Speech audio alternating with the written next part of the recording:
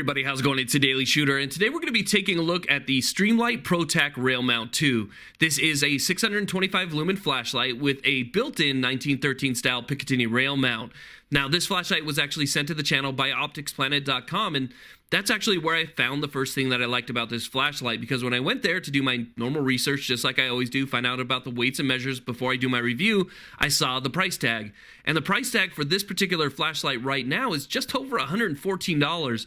And if you've been in the market for a weapons mounted light, you know that they can get very expensive. So for the quality of this one, I was really impressed right there. The other thing that I really like is the build quality. The Picatinny rail mount, as you can see, is very nice and robust. It's got a toolless design. It's got a really large wheel that you can get your hands around. So if you need to take the flashlight off, it's toolless. If you need to put it back on, it stays on nice and tight, and you get a good grip on that large wheel that they have right there. Another thing that I really like is the bezel's not too large. It's got about a 2-inch bezel, so it's not super huge. The entire body is aluminum. It's hard anodized black, and it has a really nice clear glass. There is a little bit of crenulated bezel on it, not too pronounced, but it does stick out from the lens just a little bit to protect the lens. Now, this flashlight, it seems to be like really nice high-end components, again, for that price point, which kind of surprised me. You can see it has a red O-ring seal, so it is waterproof. It has really nice gold connectors, and the machining on it is fantastic. Now, Streamlight makes really nice flashlights. I have the TLR1 HL on my pistol, and it's always worked out really well for me. This flashlight does take two CR123A batteries that it does come with, so that's nice because they can get a little bit expensive. And the runtime seems to really vary depending on whether or not you're just using temporary on, momentary on, or you're using the clicky to keep it permanently on. Now, that's kind of leads me into the modes for this, because as it's set up right now with just the rear tail switch, you have momentary on, you have complete on, and then you have strobe, and that's all with using just the button. And I like the button. It seems to fall right where my thumb is, and the way that the mount is, it just kind of holds it out from the rifle just far enough where it's like a perfect position for my thumb to actually touch the button, which is kind of a nice feature. Now, I didn't do an unboxing this time, but I do have the package here, so I can show you the package and some of the information that comes on it. And you can see here, again, 625 lumens, all the extra information that they put on it as far as your run times, beam distance, and things of that nature. But again, a really nice bright flashlight. It is a really good kit. This thing actually comes with not only just the built-in rail mount, but it comes with a pressure switch that has a permanent on, momentary on. It comes with some mounting brackets, zip ties, and basically everything you need to either use the flashlight as is with the tail switch on it, or use the provided pressure pad. Now, this is a really nice pressure pad. The pressure pad itself isn't just like the some of the other ones that I've used in the past that just have the pressure pad portion on it. This actually has a little button at the front of the pressure pad, or the back, I guess, depending on how you're looking at it. But it has a little button that will allow you to use permanent on. So you can use that kind of as a standard, almost like a tail switch type clicky.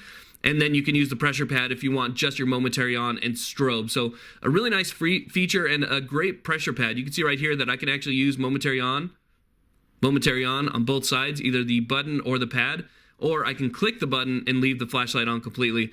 So again, for what you get for the money, it's just absolutely outstanding. Now, I should mention that not only does it come with the mounting brackets, but it also comes with zip ties and 3M adhesives. So you can mount this thing wherever you'd like on your rifle.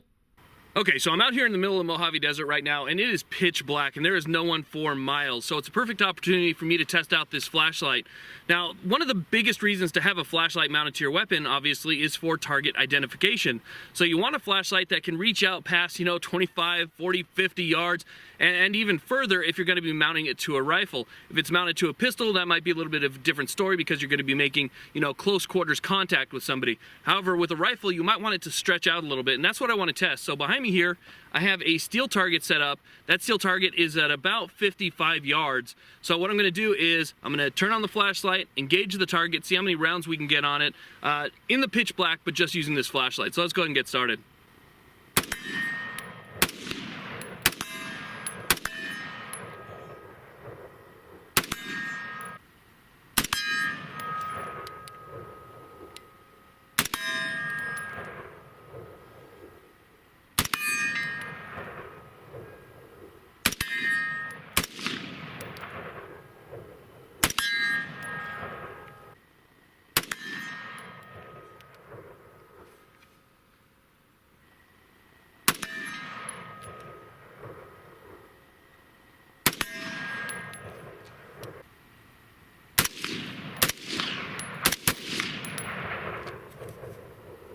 Now, a couple things I came away with after doing my nighttime shooting with this flashlight was that the rear tail switch is a little bit soft. So if you're trying to use the momentary on, there's a good chance you're going to hit it permanently on. So you might want to consider using that pressure pad, because I found that to be a little bit of a problem.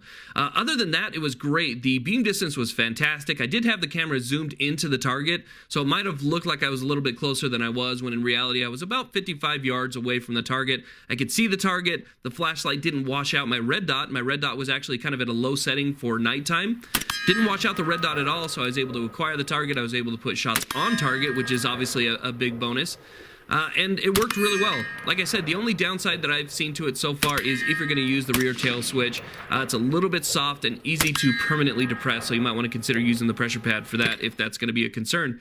So again, you're looking at a flashlight of high quality, anodized, aircraft grade aluminum, and it's about 5 inches and weighs only about 5 ounces, and you're looking around $114 for this right now on opticsplanet.com. So I'll put a link in the description box if you're interested. Thank you all very much for watching. Please like, subscribe, and have a great day.